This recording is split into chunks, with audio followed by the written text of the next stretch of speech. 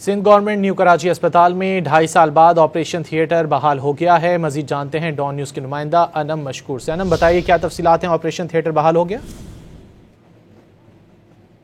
Government new Karachi अस्पताल में 2.5 साल बता रहे हैं कि 2.5 साल से ऑपरेशन थिएटर बंद था, जिसकी वजह ये बताई जा रही थी कि वहाँ पे बेहोशी के डॉक्टर अस्पताल में मौजूद नहीं थे। अस्पताल में जदीद जो है मशीनरी भी नस्ब थी, लेकिन इसके बावजूद वहाँ पे ऑपरेशन थिएटर को ताले लगे हुए थे। मैं वाजे कर दूं कि अस्पताल में 3 OT की सहूलत मौजूद है, लेकिन तीनों ही गैर फआल थी। तमाम इसको बहाल कर दिया गया है। कहा यही जा रहा है अब न्यू कराची अस्पताल से। गवर्नमेंट न्यू कराची अस्पताल में आंखों, हड्डियों और ENT समेत गायनी और जनरल सर्जरीज बाकायदगी से की जा रही हैं। जी बहुत शुक्रिया अनम मशकूर इन तफसीलात के लिए।